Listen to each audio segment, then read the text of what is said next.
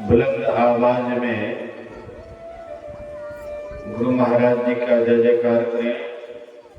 बोलिए श्री सद्गुरु महाराज की जय। अखंड मंडलाकारं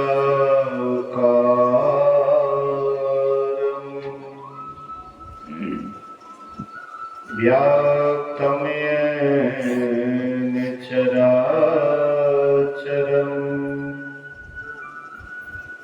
तत्पदं दर्शितं येन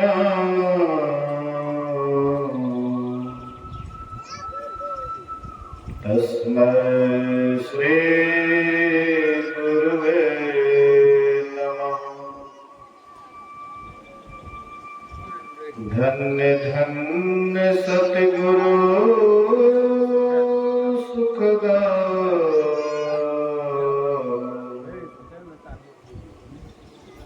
महिमा कहे ना जाए।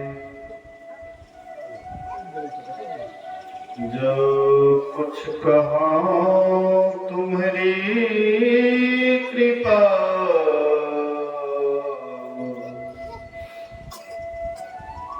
मोते कछो न बसाए।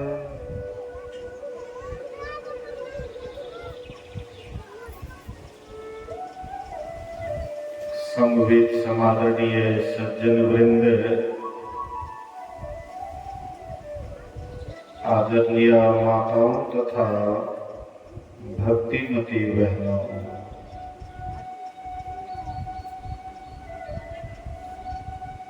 प्रतिमासिक सत्संग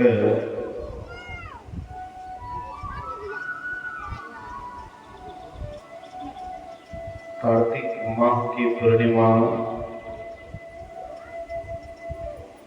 के अवसर पर यह संतमत सत्संग का आयोजन किया है। सुबह में मैंने कहा था कि आज गुरु नानक देव महाराज की जयंती है।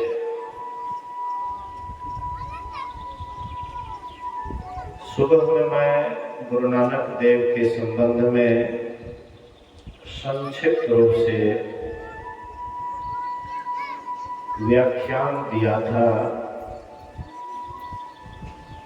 और अभी गुरु महिमा पर पाठ हुआ है। हमारे जीवन में गुरु का क्या महत्व है, इसको बहुत कम आदमी समझते हैं।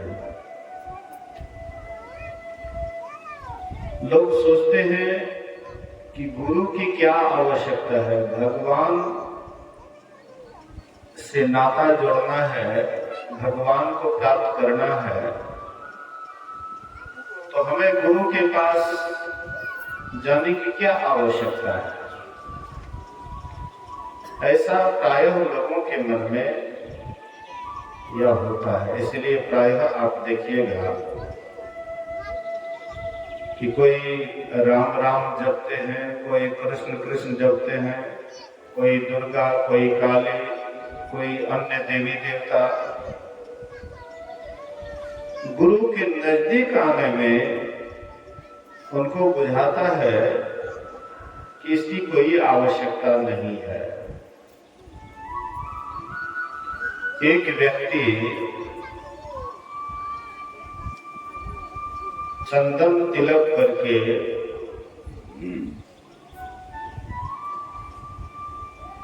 झोला विभूति बटवा लेकर के चले गए नदी के किनारे और वे माला जप करने लगे।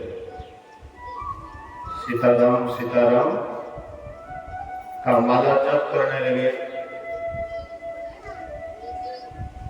एक सत्संगी सज्जन आए और वे भी नदी के किनारे एक एक मुट्ठी बालू उठा उठा करके नदी में देने लगे, पानी में देने लगे। वह वेशधारी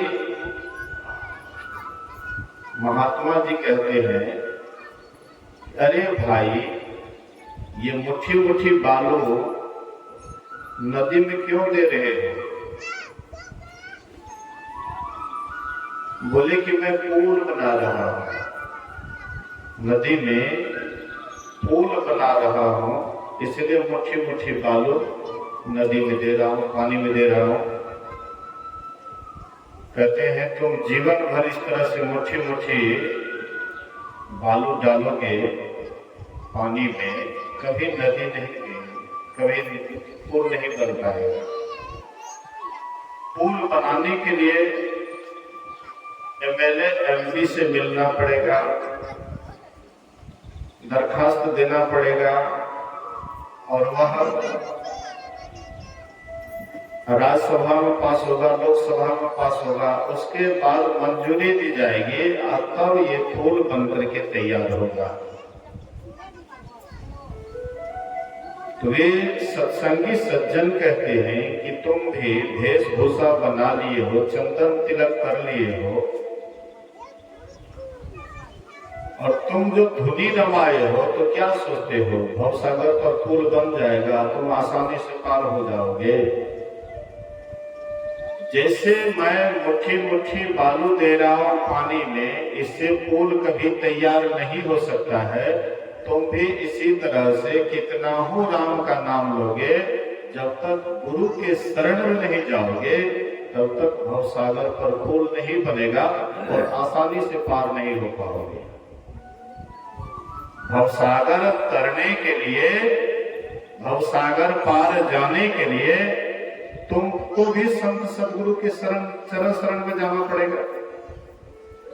अब हम लोग मानते हैं राम को, मानते हैं कृष्ण को, मानते हैं शिव को, मानते हैं काली दुर्गा को, तो आप देखिए, क्या राम के जीवन में गुरु नहीं था?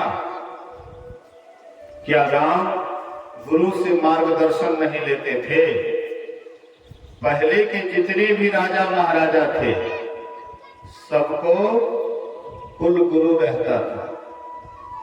कोई भी काम करते थे, गुरु से परामर्श लेकर के करते थे। गुरु जो उचित अनुचित विचार देता था, उसके अनुसार वे चलते थे, तो उनका बड़ा कल्याण होता था। इहलोक और परलोक दोनों तरह से उसका कल्याण होता था। और जब से राजा महाराजा गुरु के आज्ञा का उल्लंघन किए, गुरु के मार्गदर्शन को छोड़े, तब से वे लोग पथभ्रष्ट हो गए। तब से राजा महाराजा अपना सब कुछ गंवा दिए। इसलिए गुरु की आवश्यकता सबको पड़ी है। राम कृष्ण से को बड़ा, न हो तो गुरु किन्ह, तीन लोक के वे धनी, लेकिन गुरु आगे अधीन। राम कृष्ण से इस भारतवर्ष में कौन बड़ा है? लेकिन वो न हो तो गुरु किन्ह, वे भी गुरु के शरण में गए। गुरु से आदेश उपदेश लेकर के कोई काम करते थे। राम भगवान स्वयं अवतारी पुरुष थे, मर्यादा पुरुषोत्तम। वे जो भी करते सब मान्य होता, लेकिन फिर भी अपने मन के अनुसार नहीं करते थे, गुरु से आज्ञा लेकर के करते थे। जब राम और लक्ष्मण किशोरापन में आया था, विश्वामित्र मुनि चले गए और कहते हैं कि हमको राम और लक्ष्मण दो। महाराज दशरथ ने कहा क्यों? बोले कि मैं जब भी यज्ञ करता हूं, दानव आकर के उस पर खून डाल देते हैं। यज्ञ को, हवन को खून रक्त से सराबोर कर देते, अग्नि बुझा देते हैं। मैं यज्ञ नहीं कर पा रहा हूं। दिन प्रतिदिन उसका शक्ति बढ़ते जा रहा है। तो मैं तपस्या करता हूं, अगर शाप दे दूंगा तो मेरा तपस्या भंग हो जाएगा।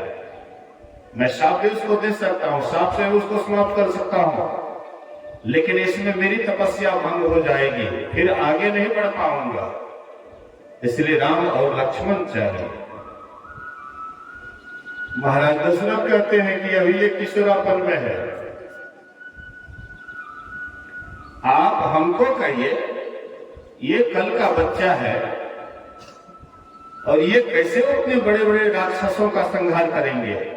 आप हमको कहिए, हम आपके यज्ञ का देख रेख करेंगे।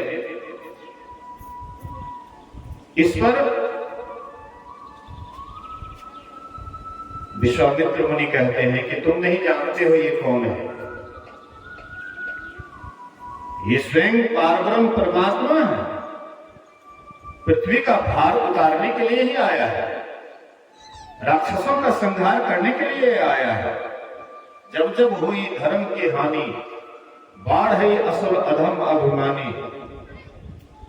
कहते जब जब धर्म की हानि होती है, राक्षसों की वृद्धि होती है, तब तब हरे प्रभु विविध शरीरा हरि कृपा निधि सज्जन पीरा।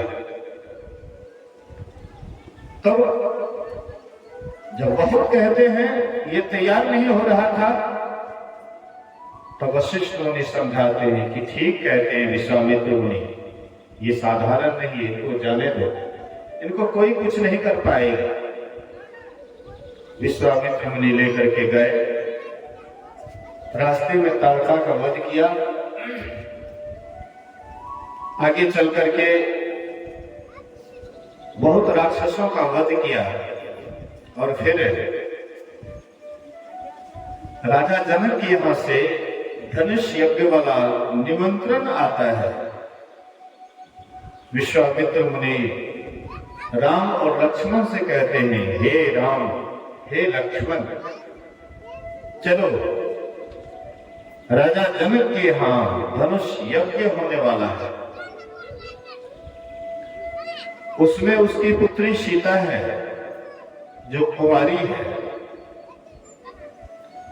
सीता उसी को वरेगी, उसी से ब्याह करेगी जो शिव जी के धनुष को तोड़ेंगे, प्रत्यंजा चढ़ाएंगे, डोरी चढ़ाएंगे और उसको तोड़ेंगे, उसी के साथ सीता का विवाह होगा। इसलिए चलो बहुत बड़ा यज्ञ होने वाला है, दूर दूर के राजा महाराजा वहां पर उपस्थित होंगे।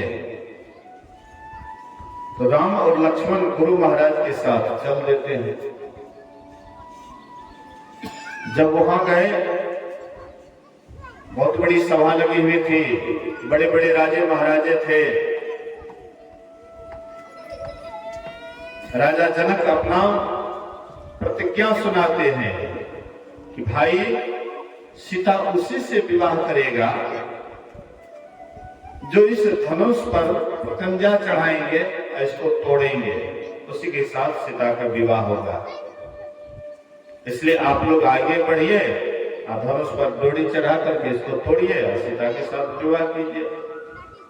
जितने भी राजे महाराजे थे वे सब के सब उठ करके जाते हैं और धनुष को उठाते, तब में उस पर प्रत्यंजा चढ़ाते, उठाने का कोशिश करते, हिला भी नहीं, सब अंत में थक करके बैठ गए। जब सब राजा थक करके बैठ गए तो सबों ने सोचा कि चलो सब मिल करके ही धनुष को तोड़ेंगे, बाद में फैसला कर लेंगे किनके साथ सीता का विवाह होगा।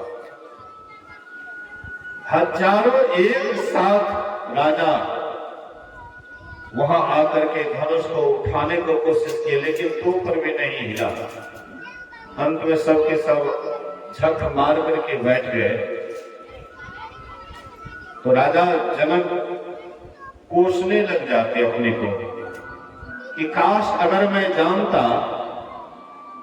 यह पृथ्वी वीरों से खाली है तो मैं ऐसा प्रण नहीं करता, क्योंकि मेरी बेटी सीता कुमारी रह जाएगी। पूरे देश विदेश से राजा महाराजा आए हैं और सबों ने कोशिश किया, धनुष को उठाने की बात तो दूर रही, लेकिन हिला तक नहीं सके। शायद लगता है कि मेरी बेटी सीता कुमारी ही रह जाएगी। अगर मैं जानता ये पृथ्वी वीरों से खाली है तो मैं ऐसा प्रण नहीं करता। ताना न सहे मर्दाना, जैसे वे ताना दे रहे थे, लक्ष्मण खड़े हो गए और कहते हैं राजा जनक, कान खोल करके सुन लो, ये धनुष क्या है? अगर मैं चाहूं पूरे पृथ्वी को फुटबॉल के समान आकाश में फेंक सकता हूं, पूरे पृथ्वी को फुटबॉल की तरह आकाश में फेंक सकता हूं। और ये धनुष क्या है? भगवान राम शांत थे, लक्ष्मण को कहते हैं भैया लक्ष्मण आओ बैठो, अभी गुरु महाराज जी की आज्ञा नहीं हुई है, इसलिए आओ बैठो। जब उत्तम मुहूर्त देखे तब विश्वामित्र मुनि कहते हैं ओठहु राम भंजहु भव चापा, मेटहु नाथ जनक परितापा। हे राम उठो, अब समय आ गया है, जनक जी के संताप को मिटाने का समय आ गया है, उनको शोक मुक्त करने का समय आ गया है, इसलिए राम उठो और जाकर के धनुष को तोड़ो। राम भगवान उठे और जाकर के गुरु को प्रणाम करते हैं। ऐसे नहीं, अन्य राजा जब गए तो हड़बड़ा करके धनुष से उठाना चाहते थे, हाँ, लेकिन राम एकदम शांत मुद्रा में है। आखिर सीता जो जगत जननी जिसको वरेगी, उसके लिए वैसा योग्य वर भी तो होना चाहिए। सीता जी जगत की माता है और उसको पाने के लिए कोई विचलित हो जाए कैसे पा सकता है? इसलिए राम जी विचलित नहीं है, एकदम शांत मुद्रा में है, गुरु के आज्ञा के प्रतीक्षा में है।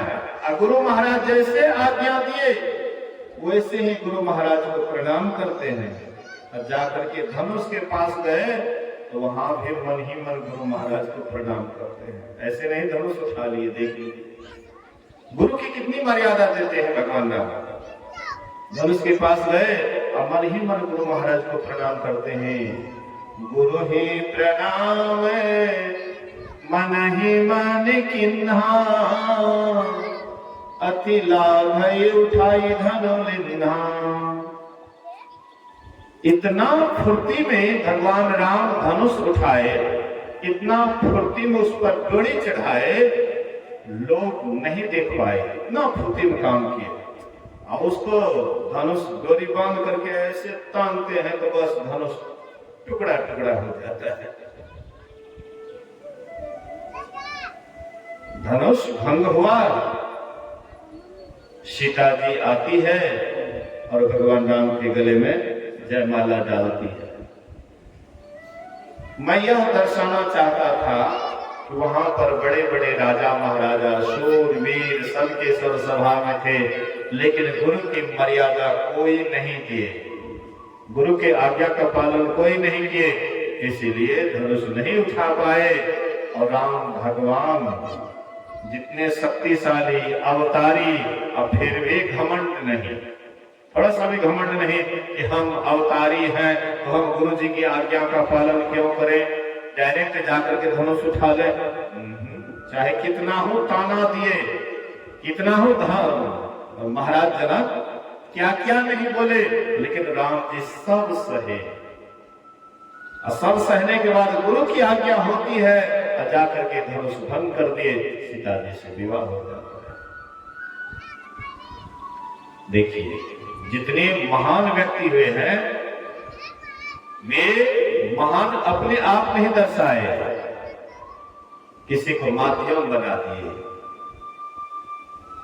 जब भगवान राम सभी निशाचरों को मार करके लंकापति रावण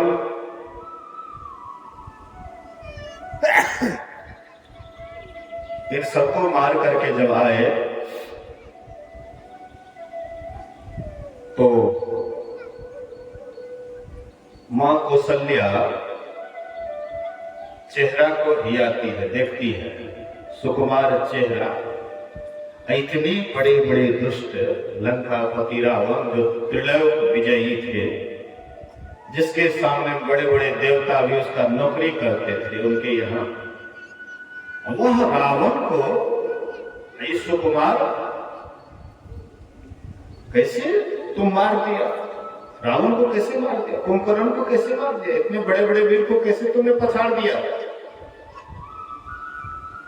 राम भगवान ऐसा नहीं था, छाती छोड़ करके नहीं करते। हम लोग बोलो काम कर रहे हैं, अरे हम ही उसको पछाड़े। हाँ, एक चंद्रश्री बाबा है, वे अपनी कहानी बराबर सुनाते हैं। फल्ला जगह गए तो हम उसको पछाड़े, चिल्ला जगह गए तो उसको पछाड़े। लेकिन राम भगवान ऐसा नहीं कहते हैं कि हमने पछाड़ा, हमने रावण को पछाड़ा, निशाचरों का वध किया, ऐसा नहीं कहते हैं। राम जी क्या कहते हैं, गुरु वशिष्ठ को ले पूज्य हमारे, इनके कृपा धनुज रन मारे। हे मां, हमारे जो कुल गुरु वशिष्ठ है, उन्हीं की कृपा से, उन्हीं के दया से मैंने निशाचरों का वध किया। इसमें मेरी कोई विशेषता नहीं है, ये विशेषता तो गुरु महाराज की है। अगर गुरु महाराज जी की कृपा नहीं होते आज इतने बड़े राक्षसों का हम वध नहीं कर पाते। इसलिए मां, जो भी हमने किया है ये गुरु कृपा से ही, इसमें मेरी कोई विशेषता नहीं है। देख लीजिए इतना बड़ा काम किए लेकिन अपने ऊपर नहीं लेते, कहते ये हमसे नहीं, ये तो गुरु महाराज की कृपा है।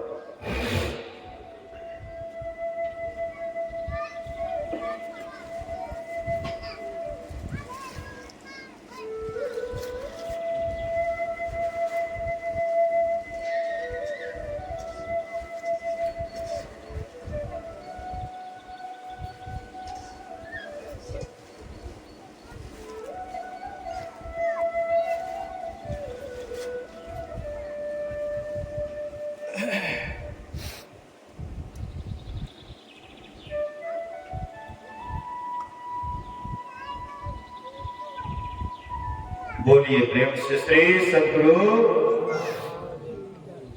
तो देखिए, मतलब महान व्यक्ति वे नहीं होते जो अपने मुंह से अपनी बड़ाई करते हैं।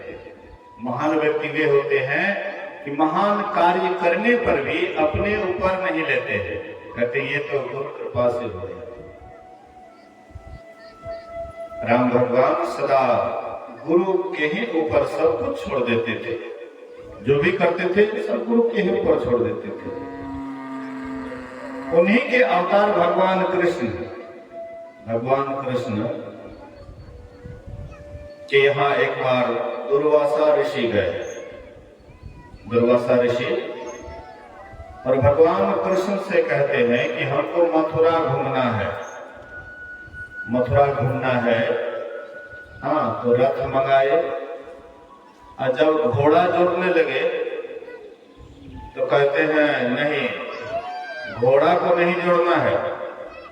तब बोले कि एक तरफ तुम लगो और एक तरफ रुक्मिणी लगेगी, तुम ही लोग रथ को खींचोगे और पूरा मथुरा घुमाओगे। भगवान कृष्ण, अब सोचिए, सुकुमार थे, राजकुमार सुकुमार थे, सब नंदगांव में रह करके गाय चराए थे, बाद में मथुरा गए, कंस को मार करके उनके पिता उग्रसेन को राजा बनाए, अपना राजा नहीं बने, कंस के पिता को राजा बनाया। और उन्हीं के यहाँ भगवान कृष्ण के यहाँ दुर्वासा ऋषि आए हैं और कहते हैं हमको मथुरा घूमना है, मथुरा घुमाओ। रथ मंगाए, एक तरफ तुम लगो, एक तरफ रुक्मिणी लगेगी। रुक्मिणी व्रत की हुई थी, उपवास की हुई थी, एक दोनों से भोजन नहीं की थी, पारण के लिए बुलाए थे। दुर्वासा ऋषि को पारण के लिए बुलाए थे। भगवान कृष्ण कहते कहे के लिए दुर्वासा ऋषि की फेरे पड़ते हो, वो आएंगे तो और तुमको तबाहेंगे। कहते जो भी हो, लेकिन गुरु महाराज को बुलाए करके पारण करवाए करेंगे। तो मंगाते हैं, आ गए, ठीक है, रथ मंगाए। और उस उपवास के समय में एक तरफ रुक्मिणी, एक तरफ भगवान कृष्ण लगते हैं, पूरा मथुरा घुमाए। जब चाल कम हो जाता था तो जैसे घोड़ा को चाबुक मारते, उसी तरह से चाबुक भी मारते थे। घूम करके आए, उसके बाद कहते हैं भूख लगी है इसलिए भोजन कराओ, खीर खिलाओ, खीर खाने की इच्छा है। भगवान कृष्ण जानते थे कि घूम करके आएंगे तो खीर मांगेंगे, पहले से खीर तैयार करवा के रखे हुए थे। तो जो भी खीर दिया था खा लिए, थोड़ा जुठन बच गया, बोले कि कृष्ण के पूरे शरीर पर लेप कर दो, ये जुठन कृष्ण के शरीर पर लेप कर दो। रुक्मिणी कृष्ण के शरीर पर लेप कर दी, लेकिन तलवार में भूल गई लेप करने के लिए। सब जगह तो लेप की, लेकिन तलवार में वह जुठन लेप नहीं कर पाई। परिणाम क्या होता है, महाभारत के युद्ध में जितना भी अस्त्र शस्त्र कितना हो, हाँ, दिव्य अस्त्र शस्त्र होता था, शक्तिशाली अस्त्र शस्त्र होता था। जैसे नदी में फेंकने पर सब अस्त हो जाता है, वैसे ही भगवान कृष्ण को एक नोच खरोच भी नहीं लगा था, शरीर वज्र के समान हो गया था। कितना हो शक्तिशाली अस्त्र भगवान कृष्ण का, बाल बाका भी नहीं कर पाया। लेकिन तलवार में नहीं लेते थे, वह वज्र नहीं बना था, कोमले रह गया था, सुकुमारे रह गया था। इसलिए एक साधारण व्याधा हिरण समझ करके मारे, तलवार में लगता है, अब भगवान कृष्ण शरीर छोड़ दिए। मतलब देखिए कि एक साधारण बाण से भगवान कृष्ण शरीर छोड़ देते हैं, लेकिन कितना हो शक्तिशाली अस्त्र भगवान कृष्ण को लगते थे, एक बाल बाका भी नहीं कर पाए।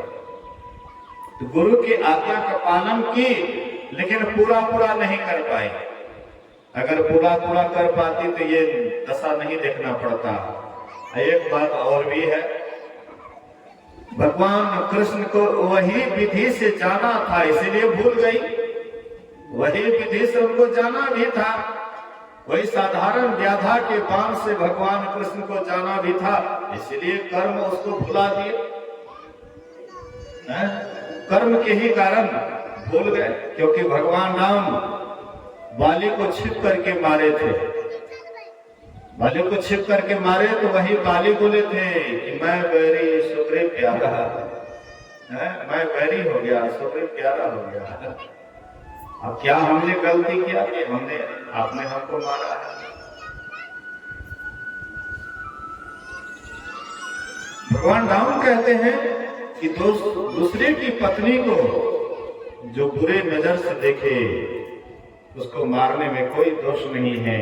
तो बाली कहता है कि तब छिप करके व्याधा की तरह क्यों मारे, डायरेक्ट मारना चाहिए, डायरेक्ट युद्ध करना चाहिए। कायर की तरह छिप करके व्याधा की तरह आपने मारा है। तो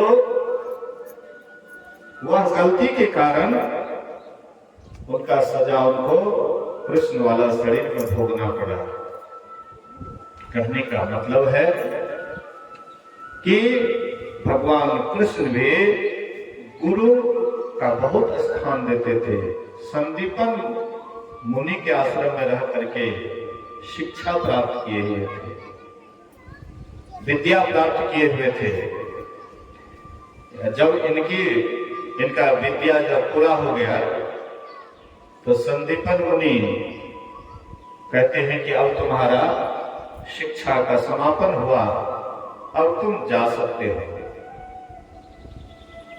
कहते गुरु महाराज कुछ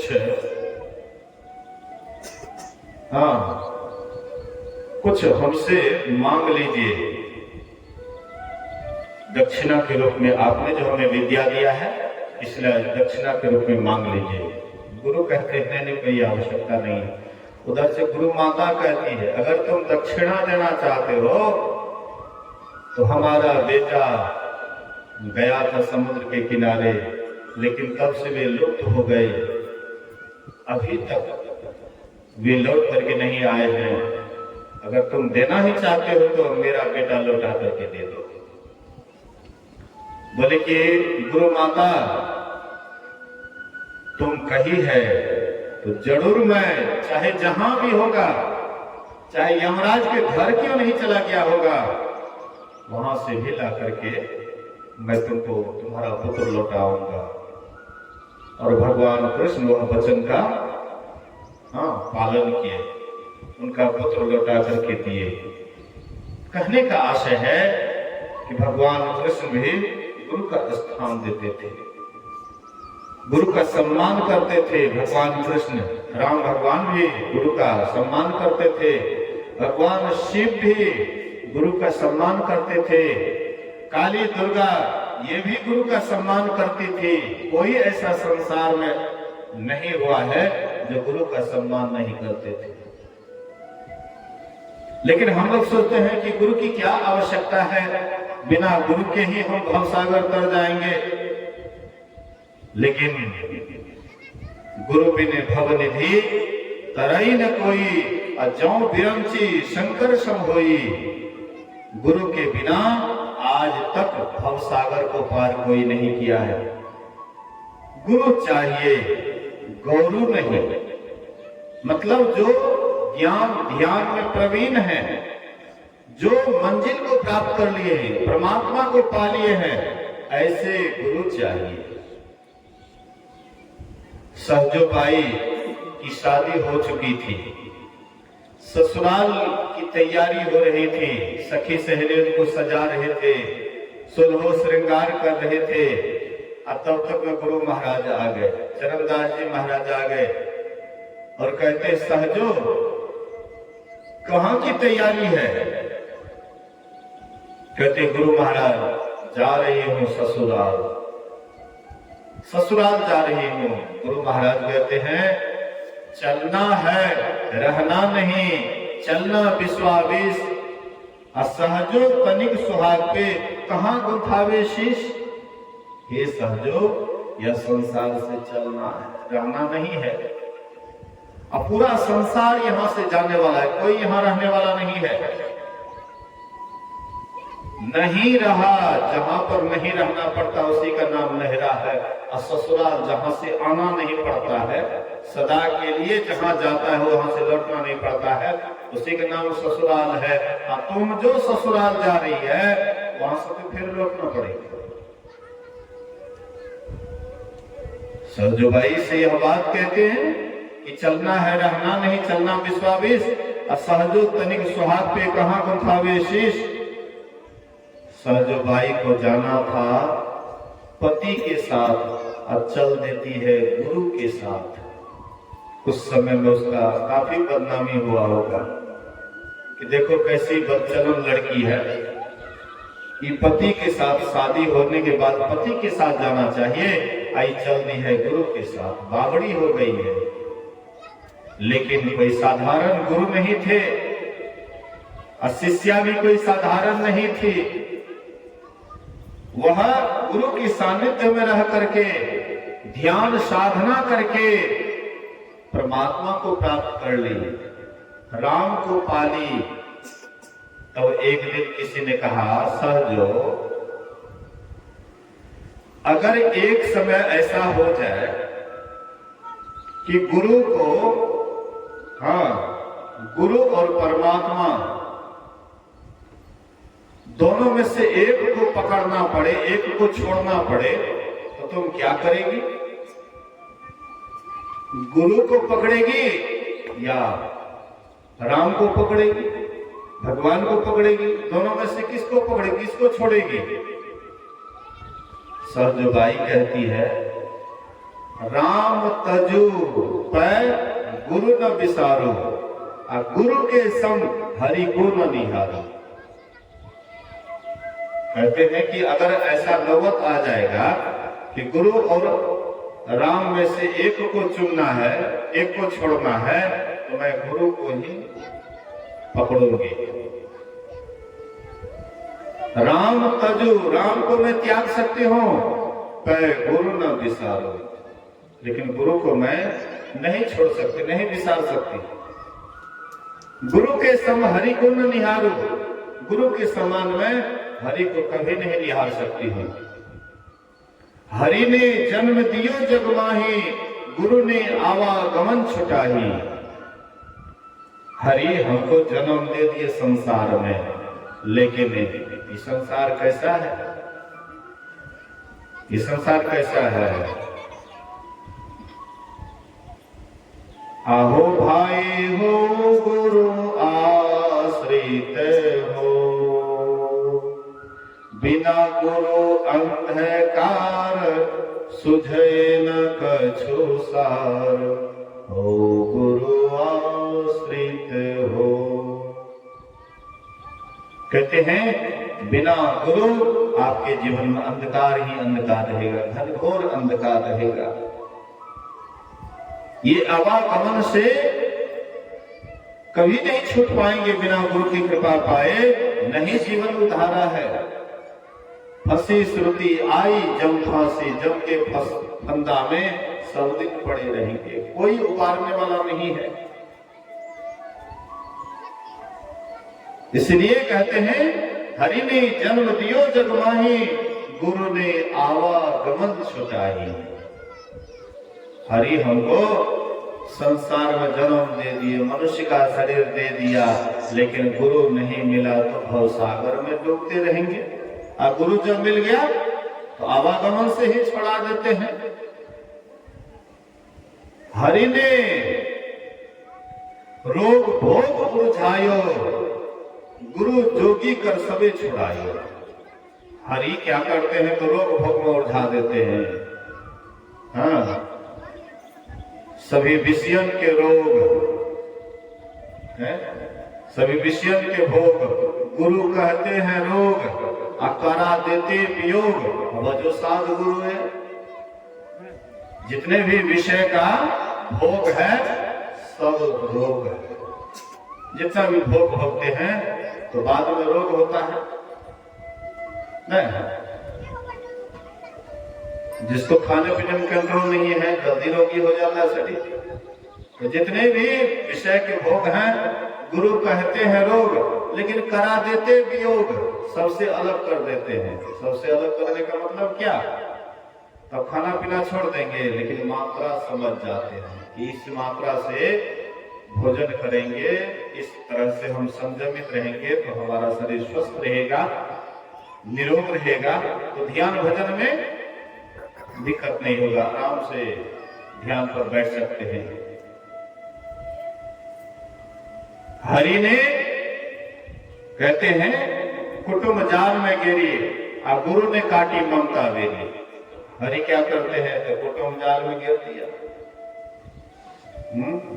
पहला बंधन पड़ा देह का, दोसर तिरिया जान, तेसर बंधन पुत्र विचारो, चौथा नाती मान। और नाती को कहे नाती होवे तो कहो कौन ठेकान, और 14 पचला 17 से अब तो ही बांध लियो बहु विधि तान। इस तरह से हम लोग ममता के रस्सी से इतना जकड़ जाते हैं, इस तरह से बंधे चले जाते हैं, दिन प्रतिदिन उसी में बंधते जाते हैं। अब बाद में छूटना असंभव हो जाता है। अपने ही बंधन से हम बंधते जाते हैं, कोई हम आपको बांधता नहीं है, हम अपने ही बंधन से अपने बंधे जा रहे हैं। एक है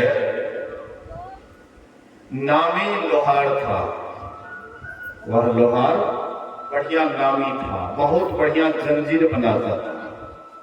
उसके जंजीर को तोड़ना बड़ा ही असंभव था। जब दूसरे देश के मुसलमान लोग आए तो उस राज्य को जीत लिए और सबको हथकड़ी पहना करके जंजीर में दे करके एक गड्ढा में फेंक दिए। तो सब आदमी रो रहा था, लेकिन वह कमार जो जंजीर बनाता था वो बड़ा खुश था, बड़ा हंस रहा था। लोगों ने कहा कि तुम बड़े खुश हो, तुम बड़े हंस रहे हो, क्या बात है? बोले अरे हमने है, हम इसके जासूस हैं, हम सब दिन यही काम किए हैं, इसलिए चिंता की बात मत करो, हम इसको काट देंगे। और थोड़ी ही देर के बाद देखे कि वो भी रोने लगे। बोले भाई तुम तो अभी हंस रहा था, तुरंत क्यों रोने लगा? बोले कि भाई मेरा ही बनाया हुआ ये जंजीर है, पक्का जंजीर है, जिसको तोड़ना असंभव है। मैंने सोचा कि किसी और का बनाया हुआ होता तो मैं इसको काट डालता, लेकिन मेरा ही बनाया हुआ बहुत पक्का जंजीर है, इसको तोड़ना असंभव है, इसलिए रोने लगे। तो कोई हम आपको बांधता नहीं है ममता के डोरी से, लेकिन हम आप अपने आप ममता की रस्सी से ऐसे बंध जाते हैं कि थोड़ा सा भी मतलब कोशिश नहीं करते, दिन प्रतिदिन बनते जाते हैं, एक दिन इसी में शरीर छूट जाता है। तो यहाँ पर कहते हैं सहजो भाई, हरि ने कुटुंब जाल में गेरी, लेकिन गुरु ने काटी ममता बेरी। गुरु क्या कहते हैं? ममता बेरी को काट देते हैं।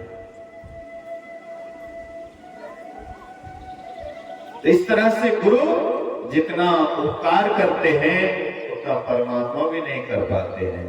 हरदम प्रभु रहे संग, कबहु भव दुख ना टरै, और भव दुख गुरु दे टारी, सकल जय जयति करे। कहते हैं हरदम प्रभु रहे संग, हमारे अंदर में प्रभु परमात्मा हर हमेशा रहते हैं, लेकिन कबहु भव दुख ना करे, कभी आवागमन का दुख नाश नहीं होता है। लेकिन आवागमन का दुख कौन नाश करता है? तो गुरु हमारे आवागमन के दुख को नाश कर देता है। इसलिए लोग कहते हैं कि गुरु को छोड़ करके हरि की सेवा करो, लेकिन चरणदास जी महाराज कहते हैं हरि सेवा कृत 100 बरस, गुरु सेवा पल 4, तो भी नहीं बराबरी वेदन किया विचार। कहते हैं हरि की सेवा, पूजा पाठ, हरि की 100 वर्ष तक आपने उनकी सेवा की, पूजा पाठ किया। गुरु सेवा पल 4 पल की सेवा अगर गुरु की सेवा कर लेते हैं तो भी नहीं बराबरी, मतलब 4 पल की जो सेवा होगी 100 वर्ष से विशेष होगी। अब आप कहिएगा कि ये कैसे हो सकता है? 4 पल गुरु की सेवा करेंगे, हरि की सेवा 100 वर्ष करेंगे, तो 100 वर्ष से बढ़कर के 4 पल की सेवा कैसे हो सकता है? तो देखिए 4 पल की सेवा हरि 100 वर्ष की सेवा से अधिक है। हम आप जो पूजा पाठ करते हैं तो अंधेरे में रह करके करते हैं, अंधकार में ही रह करके पूजा पाठ करते हैं, अगरबत्ती घुमाते हैं, हाँ धूप अक्षत देते हैं। लेकिन 4 पल सेवा अगर दोनों दृष्टि की धार जुट गई गुरु युक्ति से, ताको गगन में तब झलका एक तारा रे, वह तारा गुरुदेव बतावे ज्योति महल का द्वारा रे। 4 पल, एक पल भी आपकी दृष्टि अगर टिक जाती है तो अंधकार से प्रकाश हो जाता है, आपके भीतर में प्रकाश से शब्द हो जाता है, और वह शब्द सीधे परमात्मा की ओर खींच करके लेकर के चले जाते हैं और आवागमन से छूट जाते हैं। तो बोलिए, हरि की सेवा 100 वर्ष तक की, लेकिन अंधेरिये में रह करके आंख बंद करते हैं तो अंधकार ही अंधकार दिखाई पड़ता है। हम आप आंख बंद करते क्या दिखाई पड़ता है? प्रत्येक आदमी चाहे पढ़े लिखे हो या अनपढ़ हो, आंख बंद करने के बाद अंधकार दिखाई पड़ता है। तो हम आप कहाँ हैं? यही अंधकार में है। ये अंधकार तब तक रहेगा जब तक हम सच्चे संत सद्गुरु से युक्ति जान करके ध्यान के द्वारा अपने आप को जब तक अंधकार से प्रकाश में नहीं लेकर के जाएंगे, तब तक यही अंधेरिये प्लेटफॉर्म पर रहेंगे। यही अंधकार में रहने के कारण आवागमन होता है, यही अंधकार में रहने के कारण नरक में गिरते हैं, यही अंधकार में रहने के कारण 84 लाख योनियों में जाते हैं। इसलिए 84 लाख योनियों से बचना है तो कहते ये अंधकार से ऊपर उठ जाइए। अंधकार से कैसे ऊपर उठिएगा? घटवा घोर रे अंधारी श्रुति आंधरी भई, सुध बुद्धि भागी तम गुण लागे गुरु ने शुद्धि दई। टकवा ताकन दियो बताए, टकवा ताकन दियो बताए, तिल खुलती मेरी फटी। घटवा घोर रे अंधारी श्रुति आंधरी भई। हम आपके भीतर में घनघोर अंधकार है, यही अंधकार में ही यह जीव रहता है, यह जीव अंधकार में ही रहता है। इसी में आवागमन है, इसी में 84 लाख योनियां हैं। इसलिए कहते हैं इससे ऊपर उठिए। क्या हम अंधकार से प्रकाश में नहीं जा सकते हैं? कहते हाँ, जा सकते हैं। अभी हम लोग प्रकाश देख रहे हैं, बाहर में ज्योति का दर्शन कर रहे हैं, प्रकाश का दर्शन कर रहे हैं। ज्योति का दर्शन क्यों कर रहे हैं? प्रकाश का दर्शन क्यों हो रहा है? इसलिए कि हम भी ज्योति के ही जाति के हैं। ज्योति से ज्योति को संबंध होता है, प्रेम होता है। अच्छा, मान लीजिए शाम में भोजन करते हैं, रोशनी रहती, बिजली रहती है, भोजन करते हैं। अचानक बिजली गुम हो जाए, भोजन कर रहे हैं, अचानक बिजली गुम हो जाए, उस समय में हम आपको कैसा लगता है? अच्छा लगता है कि भले बिजली गुम हो गया है, अच्छा नहीं लगता है। देखा तक अब ये बिजली गुम होने का मौका मिला, अभी भोजन कर रहे थे, देखो बिजली गुम हो गया, अंधकार होता, अच्छा नहीं लगता है। क्योंकि प्रकाश हम लोगों को अच्छा लगता है, इसका मतलब है हम प्रकाश जाति के हैं, अंधकार जाति के नहीं है। अंधकार किसी को भी प्रिय नहीं है, प्रकाश प्रिय इसलिए है कि हम आप प्रकाश जाति के हैं। हम आपको शब्द प्रिय है, इसलिए शब्द से हमको प्रेम है, और शब्द जाति से है, इसलिए शब्द प्रिय है। संत महात्मा कहते हैं हम आपके अंदर में, प्रत्येक के अंदर में ये प्रकाश है, प्रत्येक के अंदर में शब्द है। हाँ, लेकिन इसके लिए यत्न करना पड़ता है। हम आप बाहर में प्रकाश देखते हैं, पहले ये बिजली बत्ती नहीं थी, लोग डिबिया जलाते थे, लालटेन जलाते थे, लैंप जलाते थे। तो रात में आंगन में बिछावन डाल देते थे और उसके बाद आकाश की तरफ देखते थे। हाँ, आकाश की तरफ ही आते थे, देखते थे।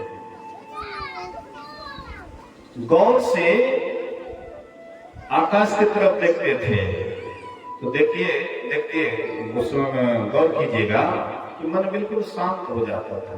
तारा वगैरह को गौर से देखने के बाद लगता था कि श्वास की गति भी धीरे धीरे कम हो जाती है, श्वास की गति स्थिर हो जाती है।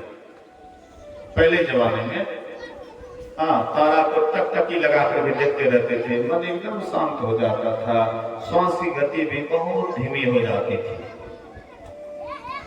ऐसे ही जब ध्यान में हम आप भीतर जाते हैं, अंदर जाते हैं, जब धीरे धीरे श्वास की गति कम हो जाती है, स्थिर हो जाती है, तब हम आपके भीतर में वही परमात्मा की ज्योति दिखाई पड़ती है। और प्रत्येक के अंदर वह ज्योति है। घट घट ज्योति बरे लखे नहीं अंध है। हम लोग अंधे हैं, कहते हैं, हाँ कहते हैं तुलसी या संसार में भयो मोतिया बिंद। ये संसार को मोतिया बिंद की बीमारी हो गई है मेरे सुझत नहीं लियानत ऐसो जिंद। तुलसी या संसार में भयो मोतिया बिंद। मोतिया बिंद की बीमारी हो जाती है तो नजदीक वाली वस्तु भी नहीं सोचता है। ऐसे ही हम आपको भी मोतिया बिंद की बीमारी हो गई है। परमात्मा हम आपके आमने सामने में है और फिर भी दिखाई नहीं पड़ता है। क्यों नहीं दिखाई पड़ता है? मोतिया बिंद की बीमारी है। तो मोतिया बिंद की बीमारी के लिए उसका ऑपरेशन होता है। मोतिया बिंद का जब ऑपरेशन हो जाता है तो सब कुछ सूझने लग जाते हैं। ऐसे ही जो सच्चे सद्गुरु हैं उनके पास युक्ति जान करके जब लगन के साथ ध्यान साधना करते हैं तो तब आप अंधकार से प्रकाश में चले जाते हैं, प्रकाश से शब्द में चले जाते हैं और वह शब्द आपको निःशब्द में खींच लेता है। इसलिए गुरु महाराज कहते हैं, तजो पिंड चढ़ी जाओ ब्रह्मांड ही वीर हो, पेलो सुषमन दृष्टि शिष्ट ज्यों तीर हो, बिंदु नाद अगवाई तुम ही ले जाएंगे, अरे हारे में ही ज्योति सहनाद की सैर तुम्हें दिखाएंगे। लोग पिंडदान करते हैं, बहुत जगह पिंडदान करते हैं, मरने पर पिंडदान करते हैं। ये पिंडदान क्या है जानते हैं?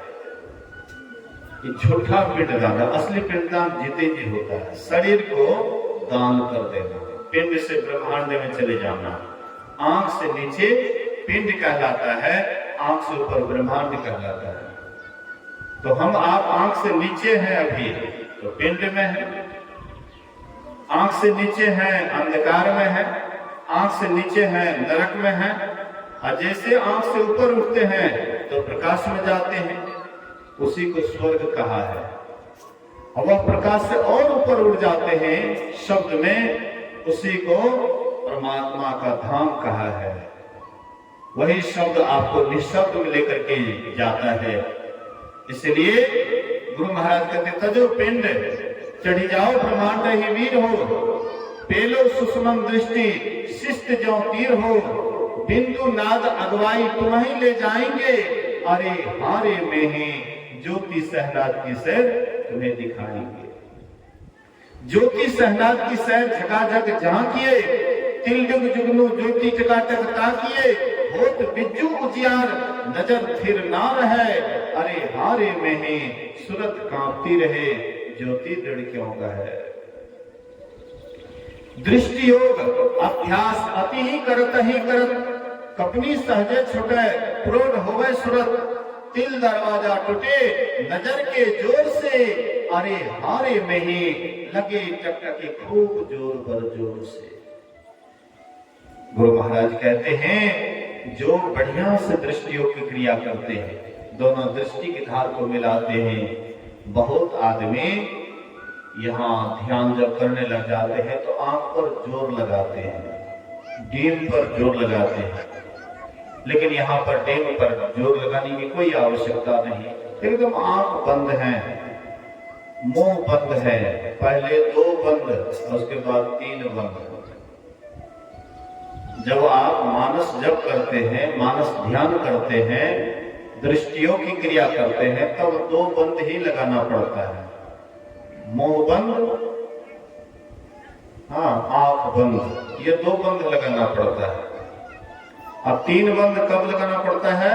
जब आपको चौथी क्रिया मिल जाती है, सुरत शब्दियों की क्रिया मिल जाती है, शब्द साधना नादानुसंधान की क्रिया मिल जाती है, तब 3 बंद लगाना पड़ता है। आंख बंद, मुंह बंद और कान बंद, तब ये 3 बंद लगाना पड़ता है। तीनों बंद लगाए, हाँ सुन अनहद टंकोर, कहते हैं कि तीनों बंद लगा करके तब अनहद ध्यान, हाँ अनहद शब्द सुनते हैं। तो ये सबसे पहले जप, उसके बाद ध्यान, मानस ध्यान, उसके बाद दृष्टियों की क्रिया। तो दृष्टियों की क्रिया में टीम को उल्टाना पुलटाना नहीं है, टीम पर जोर लगाना नहीं है, केवल एकदम आंख बंद कर लीजिए, मुंह बंद कर लीजिए, एकदम जहां पर गुरु आपको बतलाए हैं देखने के लिए केवल देखते रहिए ख्याल से। उस समय में कोई ख्याल मत कीजिए, कहीं का ख्याल मत कीजिए, केवल आगे गुरु इंगित स्थान पर टकटकी लगा करके गौर से देखते रहिए। जब द्रोणाचार्य 100 भाई कौरव और 5 भाई पांडव सबकी परीक्षा लेने लगे कि भाई कौन परीक्षा में पास करता है, तो सबकी परीक्षा लेने लगे। सबसे कहते हैं, एक काठ का चिड़िया बना करके एक पेड़ पर रख दिए थे और एक एक करके कहते हैं कि निशाना साधो, छोड़ने के लिए कहेंगे तब छोड़ना, पहले निशाना साधो। तो निशाना साधते हैं, कहते क्या देख रहे हो? तो किसी ने कहा डाल सहित चिड़िया, किसी ने कहा डाल पत्ता सहित चिड़िया। सबसे परीक्षा लेते गए, सब फेल करता गया, सबको हटाते गए। अंत में अर्जुन से कहते हैं कि तुम क्या देख रहे हो? बोले कि मैं केवल चिड़िया के आंख को देख रहा हूं और मुझे कुछ नहीं दिखाई पड़ रहा। अब सोचिए निशाना कितना उसका महीन था, कितना पक्का था कि केवल निशाना ही दिखे, बाद बाकी कुछ नहीं दिखाई पड़ता था। ये है सही निशाना। इसी तरह से जो अच्छे साधक हैं, वे जब ध्यान करने के लिए बैठते हैं तो उनको केवल वही दिखाई पड़ता है जो गुरु बोले हैं। नहीं तो आंख बंद करते हैं तो दुनियादारी, खेत खलिहान, मकान दुकान, पता नहीं कितना बिजनेस व्यापार सामने में आ जाता है। अब ध्यान क्या करेंगे? खाक। जब क्या करेंगे? खाक। अब तो दुनिया के ही बिजनेस व्यापारी में समय बीत रहा है। अब आधा घंटा बैठते हैं, 1 घंटा बैठते हैं, संसारे का गुनावन करते करते ध्यान से उड़ जाते हैं। कहते अब तो हो गया ध्यान। ध्यान थोड़े कर रहे थे, ये तो हम लोग संसार का बिजनेस व्यापार कर रहे थे।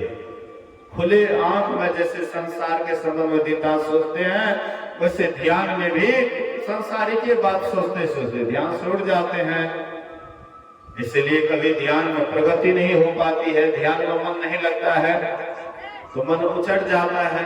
कितने आदमी ध्यान करना छोड़ देते हैं, उनसे पूछा जाता है भाई आप ध्यान क्यों नहीं करते हैं? कहते की करबे ध्यान, आंख बंद करे छिए ने, मने न लागे छै। आंख बंद करके मने न लागे छै से बढ़िया ध्यान छोड़ दिलिए। ध्यान छोड़ने से समस्या का समाधान नहीं होगा। ध्यान को छोड़ने से समस्या का समाधान नहीं होगा, लेकिन करते रहिए, लगातार करते रहिए। करत करत अभ्यास ते जड़मती हो तो सुजान, रसरी आवत जागते सिल पर पड़त निशान। कोमल रस्सी रेशम की डोरी, हाँ कोमल रस्सी पत्थर पर जब बराबर घिसाती है तो धीरे धीरे पत्थर में भी गहरा निशान छोड़ देती है। मिट्टी का घड़ा रखते रखते पत्थर पर भी घड़ा की तरह वहां पर भी गड्ढा हो जाता है। हम आप अगर अभ्यास करेंगे तो ध्यान साधना में नहीं होगा प्रगति, नहीं लगेगा मन। करते नहीं तो होगा कहां से? करेंगे लगन के साथ तभी न होगा। और लगन नहीं है, लगन के साथ नहीं करेंगे, खाली टाइम पास करने के लिए कटा भोजन परस्त बैठे छिए ध्यान पर। अब कह दिए भोजन परोसने के लिए अब बैठ गए आंख बंद करके, तो ख्याल कहाँ रहेगा कि कहीं भोजन न ठंडा जाए।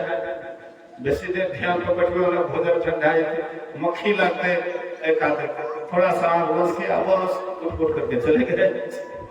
ऐसे बगलवा ध्यान से काम नहीं चलेगा। जब तक आप मनयोग पूर्वक नहीं करिएगा तब तक हम आप आगे नहीं बढ़ सकते हैं। इसलिए गुरु महाराज कहते हैं अगर लगन के साथ करोगे ना तब तुमको अनुभूति होगी। गुरु महाराज अपने गुरु से कहते हैं, गुरु खोलिए वज्र कपाट अंधेरी सन्मुख की। हमारे सन्मुख में, सामने में जो अंधकार है, बड़ा मजबूत वज्र कपाट लगा हुआ है, इसको खोल दीजिए। अब गुरु की कृपा हो जाएगी तो एक पल में आपके अंदर अंधकार से प्रकाश हो जाएगा, लेकिन लगन तो लगाना पड़ेगा। गुरु महाराज जी के पास एक भक्त गए, बोले हजूर ये नदी पार करना चाहते हैं। तो गुरु महाराज कहते हैं कमर कसो, फेंटा बांधो, मैं तुमको धक्का दे दूंगा और तुम उस पार चले जाओ। लेकिन कमर तो तुमको कसना पड़ेगा, फेंटा तो तुमको बांधना पड़ेगा, हम तुमको धक्का दे देंगे तुम उस पार चले जाओगे। एक छोटी सी कहानी सुन लीजिए। बोलिए श्री सद्गुरु। गुरु महाराज कहते थे धीरे ही सही लेकिन अनवरत रूप से, हाँ अभ्यास करो, अनवरत रूप से अभ्यास करो। धीरे ही सही, हाँ लेकिन अनवरत रूप से अभ्यास करोगे तो तुमको जरूर सफलता मिलेगी। इसके लिए गुरु महाराज जी एक कहानी कहते थे, एक कछवी और खड़हा का। तो कछवी और खड़हा दोनों में बाजी लगता है कि जंगल को पार करना है। एक जंगल था, उसके पार में नदी थी। बोले कि ये जंगल को पार करना है, दोनों में बाजी लगी। तो खड़हा सोचता है ये कछवी छोटा पैर है इसका, धीरे धीरे चलती है, आई हमसे कभी पार पाएगी। सोचा ये हमरे सामने में क्या है। तो छलांग मारता हुआ लगभग आधा जंगल पार कर गया। तो मन में सोचा कि तो हमसे कभी आगे बढ़ पाएंगे नहीं, इसलिए चलो थोड़ा सा बैठ जाते हैं। बैठा तो मन में हुआ कि थोड़ा सा लेट जाते हैं। हाँ लेट गए, प्रगाढ़ निद्रा में चले गए, गहरी नींद में चले गए। अब वह कछवी धीरे धीरे आती है तो देखती ही प्रगाढ़ नींद में सोया हुआ है, तो वह आगे बढ़ जाती है। धीरे धीरे वह नदी पार, हाँ जंगल पार कर जाती है। खड़हा का जब नींद टूटा, चौकड़ी मारता हुआ वह भी जंगल को पार करता है। तो देखता है कि पहले से ही कछवी जंगल पार कर गई है, मतलब उसकी जीत हो गई। ऐसे ही हम आप भी लगन के साथ नियमित रूप से पंचकालीन ध्यान ना करें, त्रिकालीन ध्यान करें, द्वितीय काल करें। बाबा देवी साहब कहते थे कि कम से कम साधक को 2 घंटा अभ्यास जरूर करना चाहिए। 24 घंटा में कम से कम 2 घंटा भी ध्यान का अभ्यास करना चाहिए। और जो 2 घंटा भी नहीं करेंगे हाँ ध्यानाभ्यास, तो कभी ध्यान में आगे नहीं बढ़ पाएगा। सुबह शाम 2 घंटा। अरे दिन में हम लोग व्यस्त रहते हैं, मान लीजिए दिन में व्यस्त रहते हैं, काम धाम इधर उधर में बहुत गृह कार्य नाना जंजाला, तो दिन में व्यस्त रहते, काम धंधा देखते हैं, लेकिन रात में कहाँ जाते हैं। आप कहिएगा कि शाम में भोजन, हाँ माँ बहने हैं तो भोजन बनाना पड़ता है, पुरुष है तो बाल मवेशी को खिलाते हैं। उसके बाद क्या करते हैं, तो कहते खा पी करके सो जाते हैं। तो खा पी करके जब आप सोने के लिए जाते हैं तब ये कर लीजिए, उस समय कोई रोकेगा? वो तो अपना काम है, जब आपको फुर्सत मिले तब ये कर लीजिए। रात में जब नींद टूटती है खुला आचमन कर लीजिए, बैठ जाइए ध्यान पर। तो ये अपना काम है। जब आप समझ जाइएगा कि ध्यान करना अपना काम है, ध्यान करना आवश्यक है, और ध्यान से ही हमारा परम कल्याण होगा, तब ध्यान के बिना आपको नहीं रहा जाएगा। जब नींद टूटे तब आप बैठ जाइए। धीरे धीरे जब आदत पड़ जाएगा तब आप धीरे धीरे, जब भी नींद टूटेगी अपने आप मन कहेगा कि बैठ जाते ध्यान पर।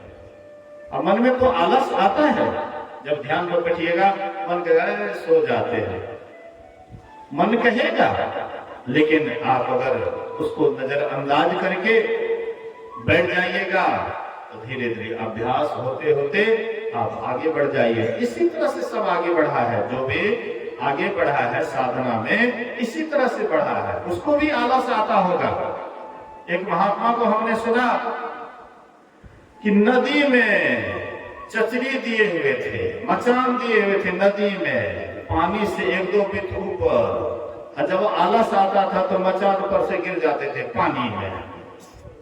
जब नींद पूरा परेशान करता था, हाँ, झुकते झुकते गिर जाते थे पानी में। पानी में जब जो गिर जाएगा तो उसको आलस रहेगा, तुरंत उसका आलस खत्म, फिर बढ़ जाते ध्यान पर।